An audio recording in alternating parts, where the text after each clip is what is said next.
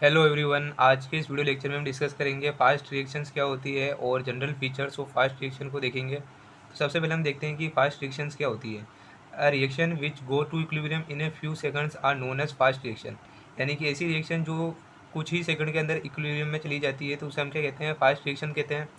या फिर हम कह सकते हैं कि reaction that take place in time shorter than the time required to mix the reactant can not be investigated by conventional methods are known as fast reaction.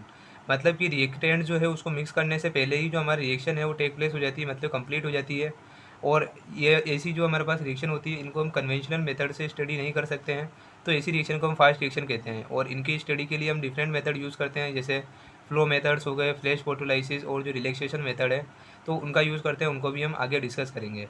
ठीक है, एग्जाम्पल की बात करें तो जो हमारे पास में आयनिक रिएक्शंस होती है, जैसे कि हमारे पास में जो न्यूट्रलाइजेशन रिएक्शन है between base and acid is fast chemical reaction.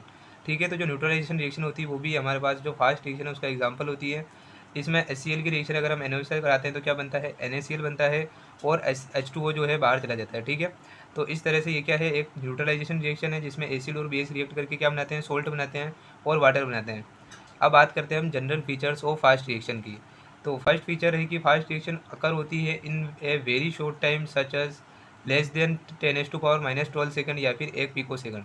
मतलब कि फास्ट रिएक्शन जो है बहुत ही तेज़ी से कंप्लीट होती है और इनको कंप्लीट होने में जो टाइम लगता है वो 1 पिको सेकंड से भी कम लगता है, यानी कि 10⁻12 सेकंड से भी कम लगता है।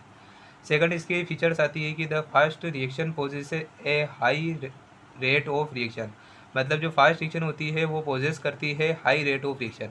ठीक है, थर्ड जो इसका फीचर है वो है कि हमारे पास में जो फास्ट रिएक्शन होती है उनके लिए जो एक्टिवेशन एनर्जी होती है उसकी वैल्यू जो होती है कम होती है, इसलिए ये इतनी जल्दी जो है कंप्लीट हो पाती है। अब फोर्थ इसका फीचर है कि equilibrium shift in few second. ठीक है, तो अभी जैसा हमने इसकी डेफिनेशन में भी देखा था, इस रिएक्शन के अंदर जो इक्विलिब्रियम शिफ्ट होता है वो कुछ ही सेकंड के अंदर शिफ्ट हो जाता है।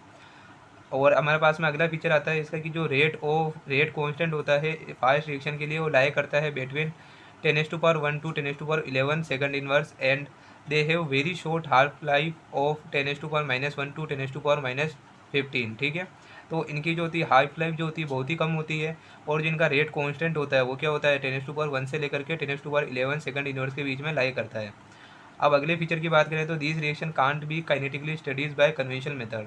मतलब अभी तक जो हम मेथड का यूज़ कर रहे थे काइनेटिक्स को स्टडी करने के लिए, इनके लिए हम वही मेथड को यूज़ नहीं कर सकते, इनके लिए अलग से डिफरेंट मेथड्स होते हैं जिनका हम यूज़ करेंगे। ठीक है, तो इनके स्टडी के लिए हमारे पास में कुछ मेथड्स होते हैं। The special experimental technique use for measuring the rate constant of fast reaction includes.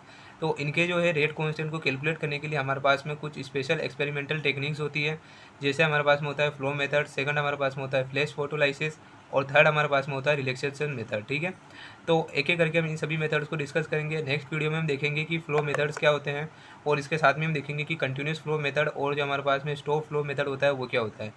I hope कि आपको वीडियो हेल्पफुल लगा होगा, तो वीडियो को लाइक करें और हमारे चैनल को सब्सक्राइब करें। Thanks for watching.